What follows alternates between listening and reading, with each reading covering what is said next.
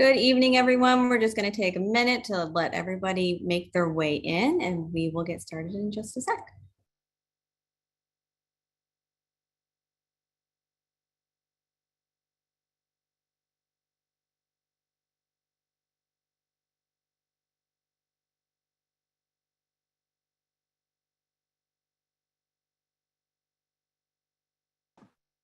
All right, we will go ahead and get started. Good evening, everyone, and thank you so much for joining us for our 9th Community Climate Forum, supporting pollinators to mitigate climate change. My name is Lisa Ligis, and as always, I will be your host tonight. I am a conservation education liaison at the St. Louis Zoo and co-chair of the Zoo's Climate Communication Committee. Before I introduce our presenter, I want to first give a quick overview of how this webinar will work. First, this webinar is being recorded and will be shared at stlzoo.org/climate change, probably the same place where many of you registered for this webinar. Because this is a webinar, we are unfortunately unable to see or hear you, but our goal tonight is to engage with you, hear your thoughts, and answer your questions.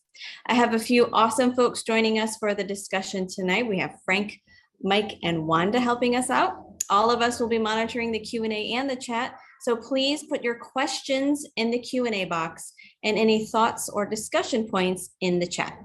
Please remember to be respectful and courteous to our presenter, panelists, and each other, and please keep your questions and thoughts relevant to the presented topic. If someone is unable to follow these protocols, their comment or question will be removed, and they themselves may be removed entirely from the webinar. Our presenter will also leave as much time as possible at the end of her presentation to address questions and discussion points with our panelists. So now, without further ado, let's get started. Our distinguished presenter tonight is Kayla Garcia, the Zoological Manager of the Bayer Insectarium. Take it away, Kayla. Thanks, Lisa. Hi, everyone. I'm really excited to talk to you today about pollinators and kind of how pollinators are affected by climate change. So we'll get going here, and like Lisa said, there should be plenty of time to answer questions at the end.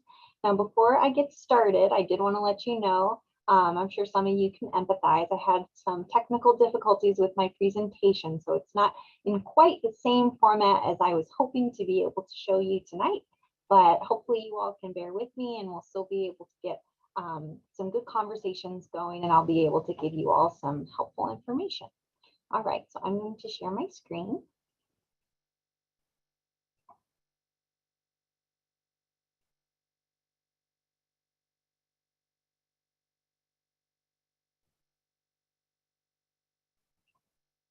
Okay, now I hope everyone can see that. Looks good, Kayla. Wonderful. So I'm going to move into slideshow. Okay, great. So, like Lisa said, I'm the Zoological Manager of Invertebrates here at the Bayer Insectarium at the St. Louis Zoo.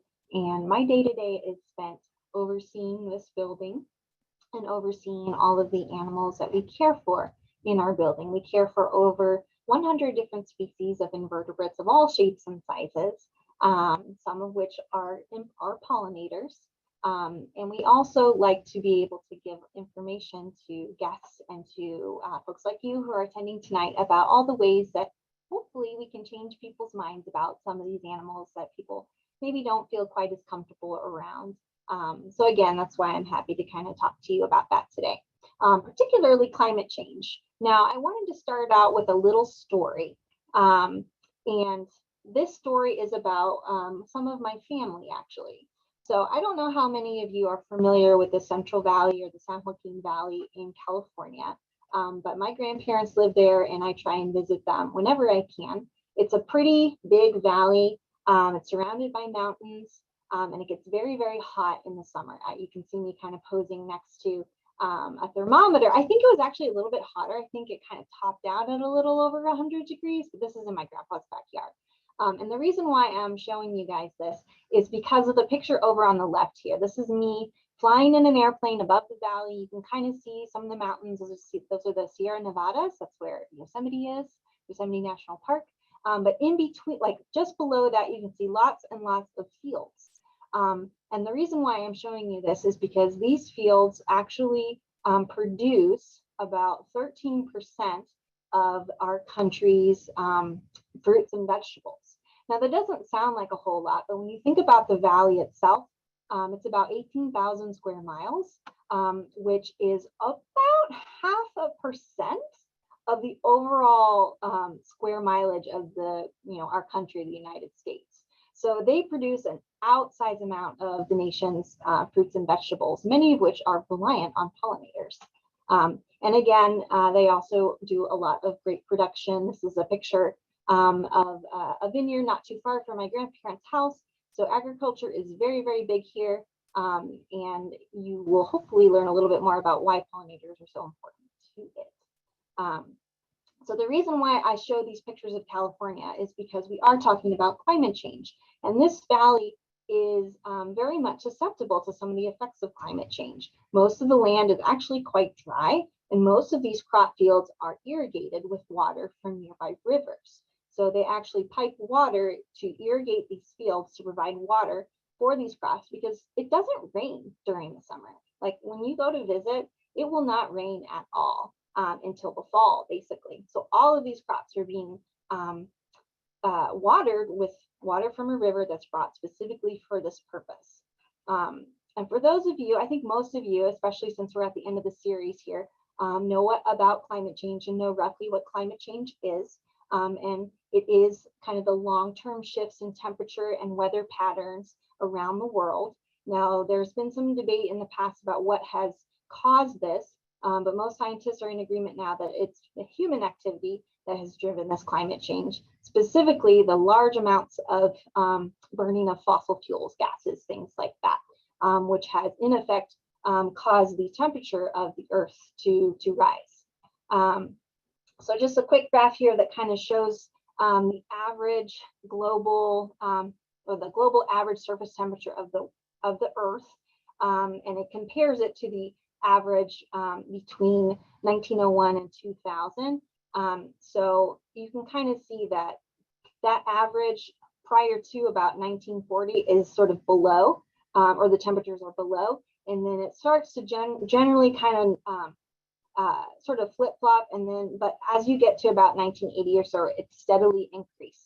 And I believe the overall global surface temperature is about 1.8 degrees Fahrenheit higher than it was, at the end of the late 19th century. So what does that mean for pollinators? I have a very long list of different things that people believe could be potential effects of climate change on pollinators, but I'll go through all of that kind of step by step.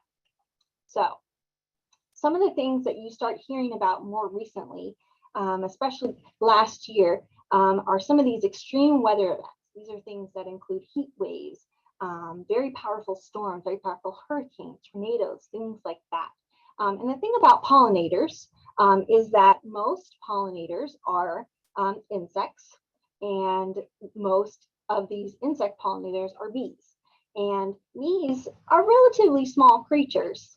They can only withstand certain conditions that allow them to go and forage for that pollen and for that nectar that they're trying to utilize to raise their young. Now, if it's super hot outside, if it's raining incredibly hard, if it's very dry, these are all instances where bees might find it difficult to go out into their environments and collect that pollen and collect those resources. So what that then means is that they're not able to feed their babies as well, and they might end up not being able to have as many babies. Another really quick kind of climate change related factor is that warmer winters, as the overall temperature of the Earth rises, that means our winters are a little bit warmer, and they believe that can affect the pollinators' overwintering success. Many pollinators will spend the winter kind of tucked up in the leaves or in plant stems, and I'll talk a little bit about that later. But if the temperatures are too warm, then that means that their little metabolism, because they're not eating at all during that time, is kind of running faster than it would otherwise. So they might wake up too soon before the flowers are fully bloomed out, or they might wake up and have lost a lot of weight compared to when they went into hibernation. And that also affects the plants. The plants themselves might not produce as much nectar and as much pollen compared to what they may have before, which then in turn can't be collected by the bees because it's not there for them to collect. So that's just a few kind of quick explanations for what for how pollinators can be affected by climate change. I wanted to mention too the seasonality aspect, or basically when things don't quite properly align. This is a bumblebee, and if I were Dr. Ed Spivak, my boss, he would know which species of bumblebee this is, but I'm afraid I do not. But it's feeding on a blue false indigo. This is a native flower that's native to Missouri, and it blooms kind of in the early summer. We actually have a lot blooming right now around zoo grounds. And one of the problems with climate change is as temperatures rise, that can cause plants to bloom more quickly, and that can also cause bees to maybe leave the nest at different times compared, or leave their hibernation compared to different times, or compared to what they would normally, which basically means there could be a mismatch. The bees aren't emerging at the correct time that would allow them to pollinate these flowers, which then impacts the flower's ability to reproduce and the bee's ability to reproduce. So that's a big concern for a lot of scientists, is that how is this going to affect our ecosystems over the long term when bees aren't able to pollinate things at the times they normally would, and when flowers aren't able to be pollinated. So another thing that often is of concern for folks when they're thinking about pollinators and climate change is the fact that hopefully these animals will become over time adapted to these new conditions.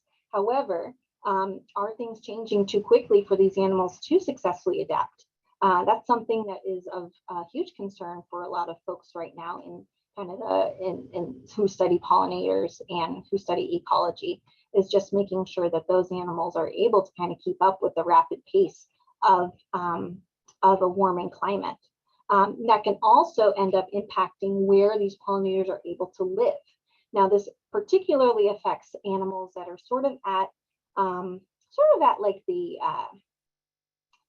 edge of a range, where maybe they're able to tolerate warmer temperatures up to a certain point, but if it gets any warmer, then they might not be able to survive as well. So that can cause the sort of a movement of animals farther and farther north, as they're trying to find environments that are at a temperature that's better suited for them. Animals that may have lived in the south of Louisiana, if things get really hot there, those populations, those ranges might gradually creep farther and farther north, and same for everything else kind of on that sort of gradient.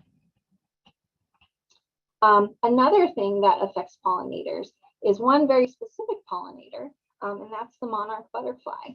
Now, there aren't too many insects that migrate, but there are some, and the monarch is probably the most famous. And what some of you might already know is that monarchs rely on seasonal and temperature cues in order to tell them when it's time to migrate. And there are two different kind of groups of monarchs in the United States that migrate. There's a group that migrates kind of west of the Rockies, and there's another larger group that migrates from areas in west of the Rockies to overwintering sites in coastal California. And then there's another group that migrate all the way down to their overwintering sites in Mexico. Those are the two primary ones, at least. Now, what can happen is if it gets, warm enough at the overwintering sites because of climate change, that the monarchs are like, oh, it must be time for me to head on north so I can start finding milkweed and laying eggs and breeding. And they start to make that journey. Unfortunately, it might not really have warmed up enough for them to find that milkweed. And milkweed is already something that is unfortunately in short supply in a lot of parts of the country now. So they end up making that trip and realizing, or they get to the point where they don't find any milkweed for them to be able to lay their eggs. And this can also impact them on the other end of things, where, if the temperature is not getting cooler around the time when they would normally migrate south, that could end up staying too late and not being able to find food sources for themselves kind of on the way down, or less food sources. So that's something that, monarch migration is critically tied into kind of temperature. And if those temperature cues are thrown off, it can take time for animals to adapt to that, and it can dramatically impact populations. So just a quick look at a graph that kind of talks a little bit about the monarch population that overwinters in Mexico. And you can kind of see, there's been some ups and downs over the years, but there has been, unfortunately, a pretty steady trend downward in the overall numbers of monarchs counted, or area. This is actually area occupied. So like the space that they're able to physically be in. They kind of measure the area that they can see the monarchs in, and that area has decreased over time. It's fallen actually quite low over these last few years, and this is due to a variety of factors, like many things about animal populations are, habitat loss of milkweed, which is the host plant for the monarch caterpillars to be able to eat and be able to grow up on. But people believe that climate change is also playing a factor in this this decrease in the number of monarchs that are making it to the overwintering site, and then obviously can fly back from the overwintering site and breed and reproduce in their northern breeding grounds. So I talked a little bit about bees and about how important they are to to us, to the food that we eat. And the reason, again, why I mentioned the Central Valley is because a lot of these fruits and vegetables are produced there. And this is a really pretty poster that was made by the Pollinator Partnership. They do an art contest every year, basically. And you can kind of, I hope you're able to see that there are many different species of bees kind of framing these this lovely cornucopia of fruits and vegetables. Everything from the European honeybee to bumblebees to my personal favorite, the squash bee. These are all bees that pollinate our fruits and vegetables.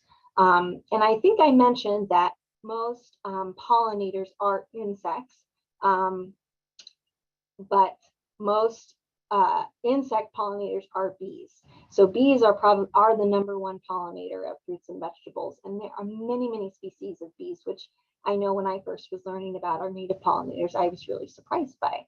In Missouri, there's actually about 420 species of bees, everything from the big carpenter bees that are super active right now in our Missouri meadow, to the really tiny sweat bees, and very tiny. There's also a really small carpenter bee, so that's another small one that is pretty, you can see visiting all the different flowers in bloom right now.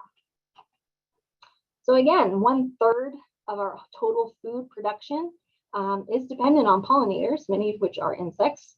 And just a list of some of the many examples of the things that are pollinated by bees. So you had a visual, and now you have a nice long list of just some of the fruits and vegetables that are pollinated by bees and on which we rely.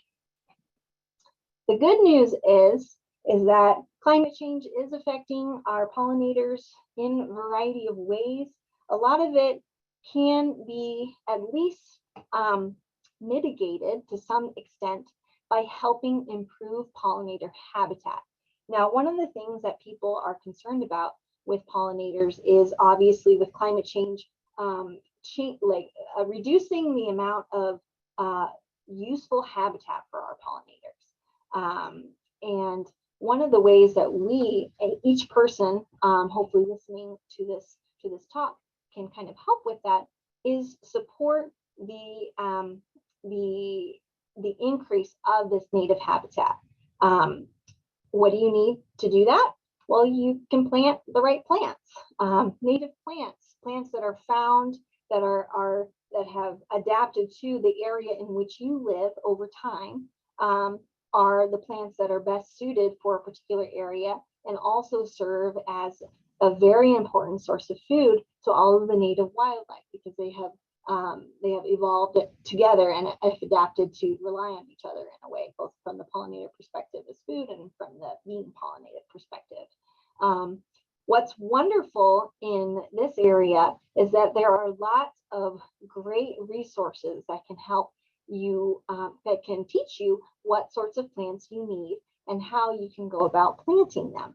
Some of my personal favorites, and we partner with Grow Native here at the zoo, is through the Missouri Prairie Foundation. They have a branch of their organization called Grow Native that is sort of a public outreach component that has wonderful information on how you can, where you can find these native plants, nurseries all over the state, how you go about planting them. They even include gardening plans. So if you're not sure like how to put together a plan for your space, they've got lots of plans available on their website. And that's a place that I definitely encourage you all to visit. They have so much information.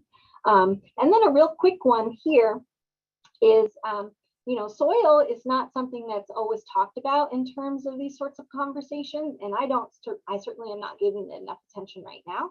But soil is an integral part to plant health and our overall, the health of our earth. Having soil and replenishing the soil is a huge way to support the plants that you're hoping to grow and that I hope you want to grow. So what I mean here by this, composting, just turning those leaves material, like, you know, I'm going to talk a little bit about leaves in a second, but if you do need to rake up leaves, don't just bag them up and throw them away. Like it's easy enough to kind of set them in the side of your yard, hopefully, where they can be allowed to decompose and break down, and then you can then add them back into your gardens and add them back into your flower beds. So just a few close-up pictures of some of the sort of the main players of Missouri bees. And you can see they have all these different shapes, all these different sizes. I don't see the squash bee here, but I do see the longhorn bees down at the very bottom. They're actually a sunflower specialist, a lot of them are. You can see that one has an extremely long antenna, which make it a pretty easy one to identify if you're just starting out and figuring out which bee is which in your garden. One thing that I wanted to talk about briefly is not only do you need to, hopefully, not only can you support native pollinators by planting native plants, you can also support them by making sure they have good places to nest. It might be surprising, but 70% of bees are actually ground nesters. Most people think of honeybees and their hives, but most bees, one, are solitary. They live by themselves. There's one bee that makes a nest that she lays eggs in, and you know, she takes care of her babies. But two, that 70% actually nests in the ground. So these are things like the solitary bees, but bumblebees, which are a social species, they live in a colony, also nest underground. And then the other 30% are actually mostly stem nesters. Now there's obviously some numbers there are a little, or don't quite add up, but by far the majority of all of our bee species are either ground nesters, and then 30% are actually stem nesters. Now, what do I mean by that? Some of you may have seen these, you know, have seen some of these social media campaigns, Leave the Leaves, and that leaving leaves is a great way for you to give lots of different animals, not just pollinators, but butterflies, beetles, a place to overwinter safely. That is one easy way that you can promote wildlife habitat in your yard. When you think of moths, like the beautiful green Luna moth, those overwinter in cocoons, and it's, you know, very easy if you don't see this cocoon, which looks like a piece of dead leaf. As you're raking up leaves, you might accidentally be throwing out some of these wonderful animals. And then the stems, leaving plant stems, like letting your garden kind of have those plant stems up through, you know, mid-spring, gives bees a chance to, one, have a place to spend the winter, and two, gives them a chance to leave those stems when the weather finally warms up and they're ready to be active again. And again, the Xerxes Society is actually another really wonderful organization. They focus on invertebrate conservation, and they have lots of information available online for you to access if you're interested in learning more. I wish I could talk to you about it more, but I want to make sure that I leave room for questions, and I see some questions popping up in the chat. So we'll keep on rolling. So again, it's very, it can take some effort to start a native plant garden, just because it can take these plants a few years to get established. The actual planting is not too bad, but it's not necessarily an instantaneous process. What I've heard some people say about native plants is, you know, first they sleep, you know, they're kind of getting their roots going, then they creep, they start to put up their leaves, their shoots, and then they leap. So sometimes it can take, you know, 3 years or more for them to really get going. But I think that the effort is well worth it. This is a prairie restoration picture that I swiped from one of Ed Spivak's presentations. And I am actually not quite sure where this one came from, but I wanted to include this picture because it talks about, it reinforces connectivity. Now, obviously, I hope every one of you goes home and plant some native plants in your yards to help improve pollinator habitat. And can you imagine what that would do if like everyone did that? You want to make sure, like, you want to have this landscape of options for our pollinators to be able to choose from and to figure out where it is that they might want to live. And the more smaller the more habitats that we kind of convert creates this overall much larger connected landscape that supports our pollinators. That's something that is really important. Backyards are great, roadways are great, businesses, anywhere you can put in a pollinator garden. And also through all seasons. Make sure you're planting things that bloom in the spring, in the summer, and the fall. You want to make sure that you're supporting pollinators through the entirety of the active season. These are two of my favorite fall blooming flowers, Goldenrod and New England Aster. I just love the yellow and the purple when they're, especially when they're planted together, it's really striking. And these are both native plants as well. So again, you know, if you don't have native plants, if you've got a landscape that's mostly grass, you know, grass isn't something that gives a whole lot to our pollinators. Now, I didn't talk too much about this. Obviously, no, this isn't the greatest. But there's another campaign that's recently picked up speed called Nomo May, and that's encouraging people to let their yards grow out in the month of May. I think it kind of depends on where you live. Like April for me, all of my violets and my dandelions in my yard were really growing. So we did a Nomo April at my house. But that's a great way to support pollinators and create a little more diversity in your lawn if that's something that's important to you to have, so that you are able to incorporate some plants that are providing pollinators food and nectar and pollen resources. And again, connectivity. The city of St. Louis has a program called Milkweeds for Monarchs, where people were able to basically follow this list that allowed them to pick nectar plants and pollen plants for monarchs and other pollinators, and then people could register it. And this is a wonderful map. I think this was actually from 2014, where the goal was to have 250 registered gardens, pollinator gardens in the city of St. Louis, and they're actually not quite double, but creeping up there. Connectivity, that ability to have these multiple places where pollinators can kind of thrive and choose where exactly would be best for them to live is a great way to combat climate change. So again, Grow Native, excellent resources. This is actually a menu card that tells you what plants to plant, when those plants bloom, and gives you a little bit more information about, you know, the conditions that all these plants require, so that you can make sure you have the full spread of plants throughout the growing season that are providing food for pollinators and for other wildlife as well. So I know we're kind of cutting it close here, but I did want to mention just really quickly, there are other stressors that affect pollinators and can kind of, you know, reduce their resilience to dealing with challenging situations such as what's being caused by climate change.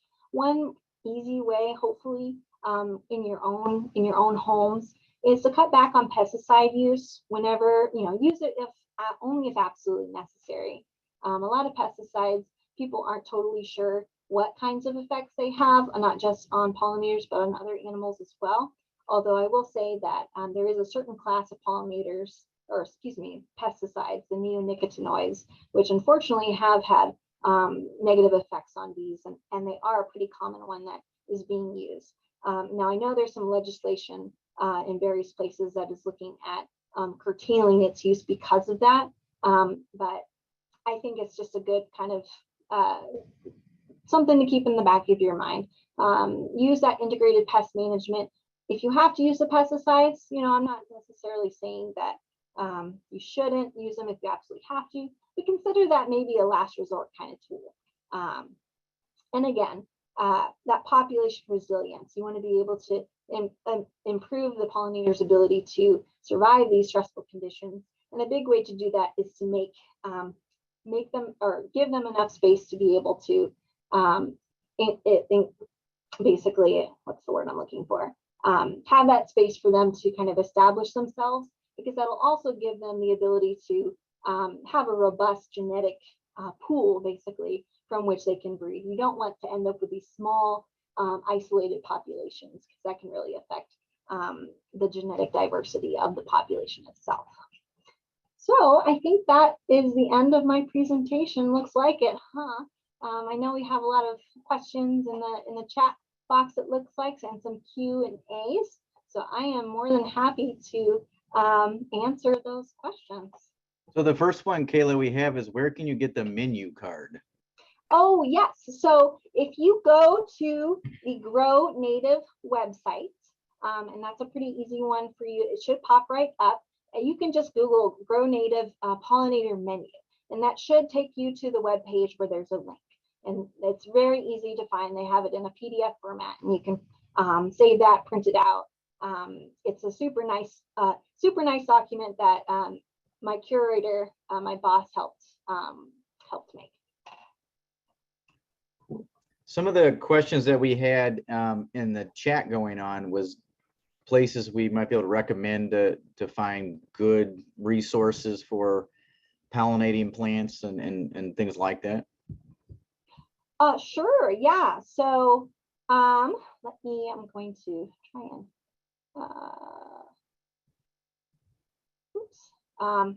so what I would say is Grow Native. That's a wonderful resource. It's got so much information. They actually also produce like a pamphlet that lists like all the nurseries from across the state of Missouri that are members or that are known to carry native plants.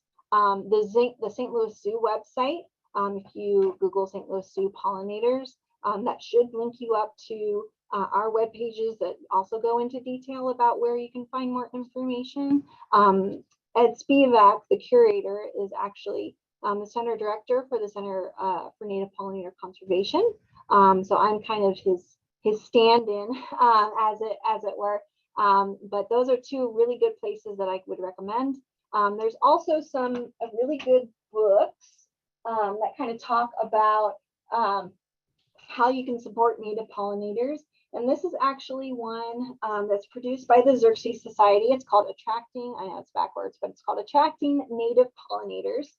And that gives you lots of information about what to plant, how much to plant, making sure that you've got those nesting sites. It talks a little bit about bee houses, which I didn't mention, but that's one way that you can kind of support those stem nesting bees. But that would be where I would start. So we have quite a few questions popping up in the Q&A, which has got me a couple in the chat, so we'll kind of jump back and forth. Well, I'll just start with the first one. Do the same native plants that attract pollinating bees, will they also attract butterflies? A lot of them will. Now, I will say that butterflies are after somewhat different things compared to bees. I mean, bees will visit flowers for pollen and for nectar and pollen. Butterflies are primarily after the nectar, but a lot of them will. And you can also, if you're really focused on wanting to attract like butterflies as well, Again, I would encourage you to check out the Grow Native website because they have lists for butterfly friendly native plants, hummingbird friendly native plants, pretty much anything that you can think of. Cool. Are there any tips to build homes or nest areas for pollinators, or where we would find some of those? Yeah, so one of the easiest things that you can do actually is just if you've got like a place where you can maybe leave some ground bare, that's a great way to provide like good habitat for ground nesting bees. I think Ed also, he mixes in like sand, and he has like a little area in his yard where he mixes soil and sand so that it's diggable basically for these bees, to encourage them to nest there. And he's actually had some success with that. And he is in the Lindenwood Park neighborhood in St. Louis City. So even in the city, you can do easy things like that. Now, in terms of like making bee houses and those sorts of structures, I've seen some really creative ones online in different places. I have not made one of those myself, but I know I'm almost positive that Xerces Society, the group that is working for pollinator and invertebrate conservation, has some resources that can kind of guide you through that. This is Wanda. I'm just popping in, and I just wanted to mention that I'm including some links in here in the chat for anyone who's, and I saw also Mike also added a few links in here, but there's a lot of information, some of it on our own zoo website. So certainly take a look in those places for just some tips about how to build a nest for native bees, how to, you know, all these different plant resources. That's great. Yeah, thank you, Wanda. That looks good. I'm looking at that now. So when you talk, Sorry, Mike. Hey, Kayla. One of the questions in the chat is native plants and how deer. Yeah, so that I think I know. Yeah, the deer. Obviously, if you're living in an area where you've got an abundance of deer, that can be a bit of a challenge, I'm sure. Now I know there are certain plants that the deer seem to bother less. And unfortunately I don't know if I could name one off the top of my head.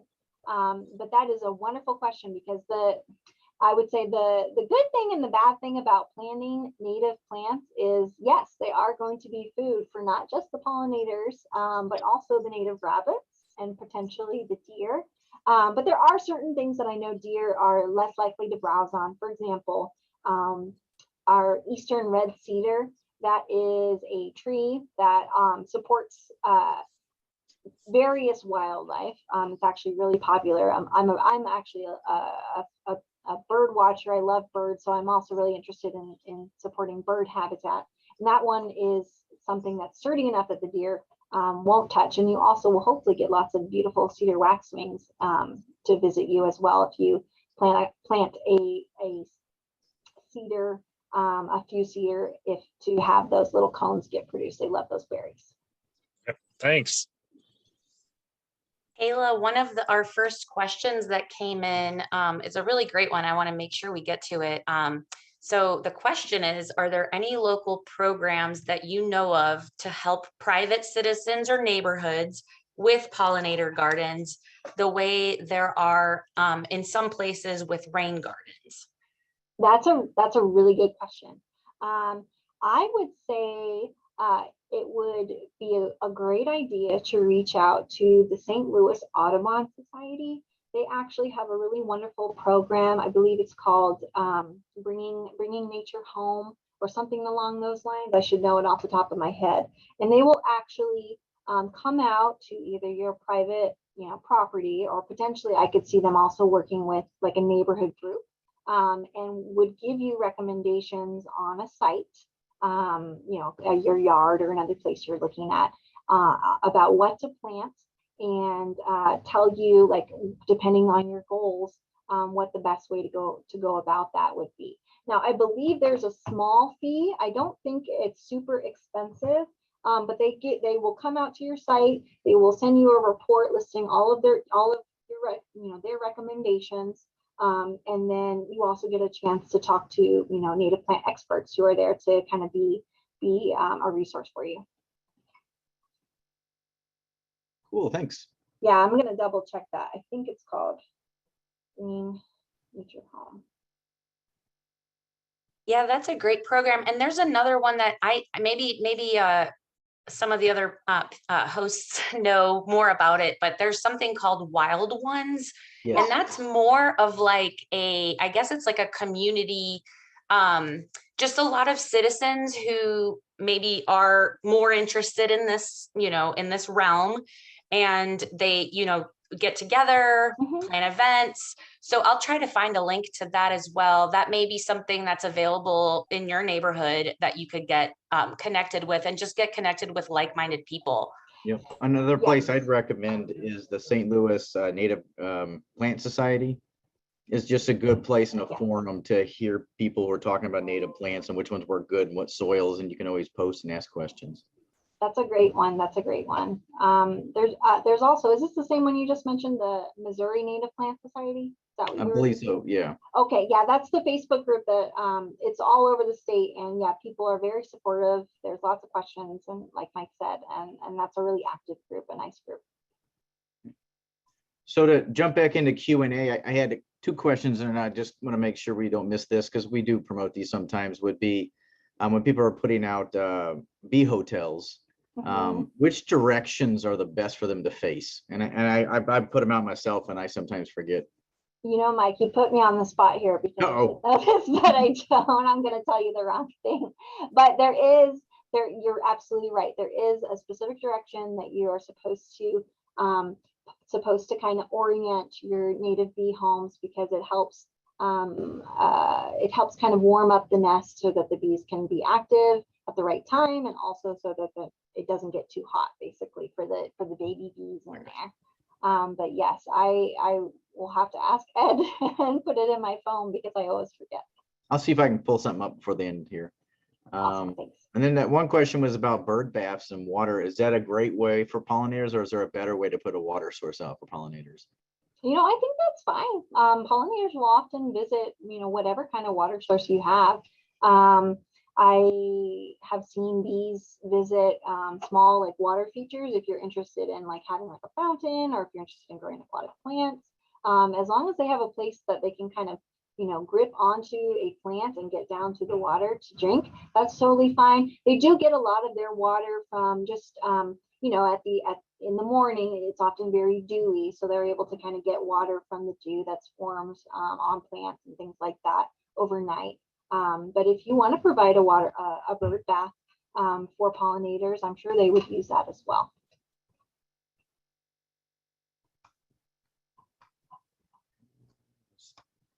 Take a look. I don't know. Are you familiar, Kayla, with squawweed at all?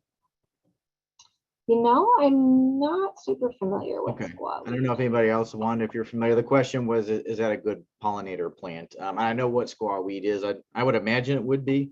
It's blooming, should be blooming, I think not, at least I believe. Oh, okay. I'm just not familiar with. One. Yeah, that name, that particular common name. So I know that plant by roundleaf groundsel. And actually, yes, we have a lot of it in our Missouri meadow, and that's a great early blooming pollinating or plant that is a good food resource for pollinators. I actually snatched a bunch of seeds myself, because I'm going to plant some of that later at my house. But yeah, that's a good one for sure. And something fun for everybody, I just threw it in there. If you happen to be at the zoo to check out Missouri Meadows, I put a link to a project we have on there. And it goes up all the time as far as how many animals utilize that space. Not all of them are pollinators, but quite a few of them are pollinators. So thanks, Mike. Yeah, we encourage folks, if you're interested in iNaturalist, and if you're not familiar with it, it is a phone app that helps you identify plants, animals, fungi, anything that you might see. You take pictures of it, and it's got a way, like an algorithm that kind of that is able to identify things for you. It's pretty good, and you can actually We have a project going on right now, like Mike said, we're trying to keep track of every kind of insect and pollinator that's utilizing our meadow. So it's a great way to kind of contribute to that project. You don't even have to, be like a member. It'll automatically upload it if you're in the geographic area of the meadow. But that if you're looking for an easy way to identify things around your home or while you're out hiking, I really like using iNaturalist, and all that information is actually kind of kept in there. You don't have to use location. You don't have to share the location of things if you're, a little wary about that. But it's a wonderful resource if you're wanting to learn more about the native, any plants or animals around you. Yes, Pachyra ovata. Yes, that's the one, the roundleaf groundsel.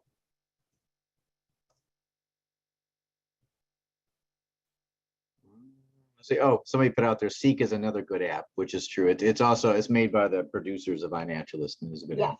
Yes, definitely. And I see, Bring Nature Home or Bring Conservation Home was the name of the program through the St. Louis Audubon.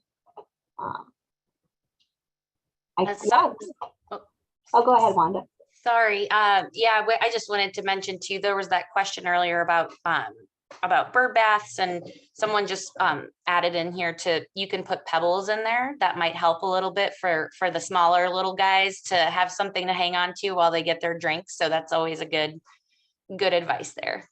And that's a good advice too, just in general, like birds. I see the comment there about avian flu. I know different recommendations are kind of out right now about maybe cutting back on the bird feeders and the bird baths and other places where birds might be congregating. But bird baths, you don't want to be too deep anyways. That way the birds can actually like get in there and feel comfortable. And you want it to be rough enough so that they can like get a good grip, so they don't feel like they're going to slip when they bathe.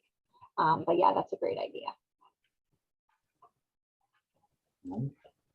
Hey, I think we've answered most of those questions. We'll run back through real quick. So I had a quick thing. So I know we've talked a little bit about, community-wide and different initiatives, to kind of broaden this as much as possible. But I know last month we talked more, it was very native plant focused.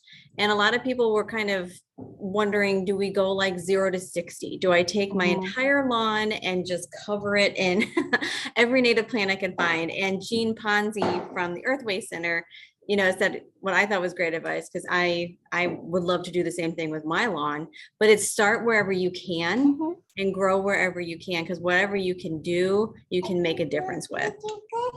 That's wonderful advice. Yeah, I think the inclusion of any kind of native plant in your yard is a wonderful step to take.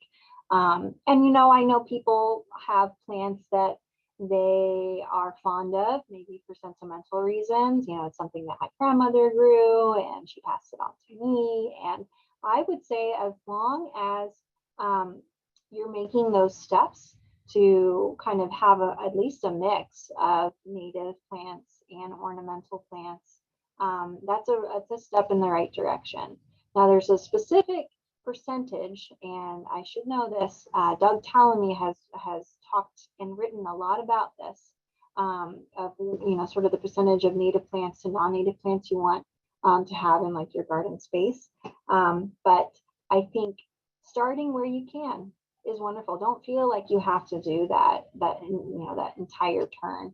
I just moved into a house, bought a house last year, and I kind of let things go for the first year just to see what was in the yard and to see kind of what I wanted to do. And, slowly but surely I'm going to start transitioning some things over. But there are some other plants that I'll probably keep because they're not super invasive. And I also think they're pretty. So start where you can, and don't ever feel like you need to go all or nothing. I would say that can be pretty overwhelming. The other thing that we could throw out there, which would be helpful too, is as you add stuff to your garden, to try to think about the timing of when they bloom. And so you can try to keep things in your garden that bloom from the spring, so that way for bees and other pollinators, there's something in your garden throughout the entire season. Yes, that is great advice. And I would encourage folks to look at the pollinator menu card, which is a pretty, it's very helpful to kind of figure out if you want to plant one thing that blooms in the spring and one thing in the summer and one thing in the fall. So you at least are supporting all through that growing season with a plant. That's great. Kayla, kind of along what you just said, with just knowing that we are experiencing warming temperatures here as others are as well, and earlier spring times, are there any, I know you're not a plant, you're an insect person, but are there any plants that you would recommend that we maybe focus on to make sure that there's enough food for the early risers? No, that's a good question, Wanda. Yeah, so some nice early blooming plants are the standard kind of garden violets, the blue violet, the violets that often show up in people's yards. That's a really nice early blooming plant, and also a host species for fritillary butterflies. You can kind of knock out two things at once there if you keep the violets. They can be kind of aggressive, though. I will say I have violets popping up pretty much everywhere. I turn around and there's another violet. But also, I would say things like the pecara, the groundsel, or the squawweed is what some folks called it. That's another nice early blooming plant. That's one of the earlier blooming plants. Some of the the woodland phlox species I see bees utilize. There's also a very pretty delicate wildflower called spring beauty that grows all across the lawns here in Forest Park. But that's one that a lot of the small sweat bees and other small native bees will visit as soon as they start blooming. Now there's some of the spring ephemerals, so the flowers that kind of bloom in the early spring and then kind of fade away are things like the Virginia bluebells, the bloodwort, and other kind of small woodland flowers as well. And then, to be honest, dandelions, they're not a native species, but they are one that's around, and that they do provide some nectar and pollen resources for bees as well. Wonderful, thank you. I saw that Frank earlier mentioned that clover is really great too, just as like a ground cover as well. Yeah. So that's another one to, if you're trying to get rid of your lawn, or at least intersperse it with your lawn. Yeah, so there's actually some really nice I've seen some pollinator friendly lawn mixes for folks that are looking to maybe get away from your sort of standard options. And a lot of those do include clover. There's the kind of the white clover, which is again, it's not a native plant, but it is used by a lot of bees. But there also are some native clovers that, if you look for it, you can find if you're interested in kind of working that into your yard and your lawns. And they work pretty nicely. You can still mow them if you want it, if keeping a shorter lawn is important to you for kids or other activities that you might want to be able to do in your yard. But yeah, I really like clover because the bees totally love it. Yeah, it's great, Kayla. It's Frank. All you need to do is just raise your mower up a little bit. And, you can leave the clover. Yeah, for sure. For the bees. Yes, absolutely. I will say that if you're sharing your yard, your lawn with bees, it does pay to be kind of observant because they're going to be buzzing in there too. And as long as you're kind of paying attention to where you are, then I think everyone can cohabitate safely. Hey, I don't see any other questions, so I think we've covered all kinds of good stuff tonight. So thank you, Kayla. Thank you. Yeah, I'm glad I could be here and answer folks' questions. And I know there's lots of good links in the chat, so hopefully folks are able to kind of copy those down and find out more info. Hopefully I've set some folks on a path to adding more native plants to their yard. Yes, thank you so much, Kayla. And thank you to Mike and Wanda and Frank for moderating tonight. And thank you all so much for joining us. I hope you enjoy this fabulous presentation. And tonight marks the last webinar in the 2021-2022 Community Climate Forum series. So thank you for, especially those of you that are repeaters.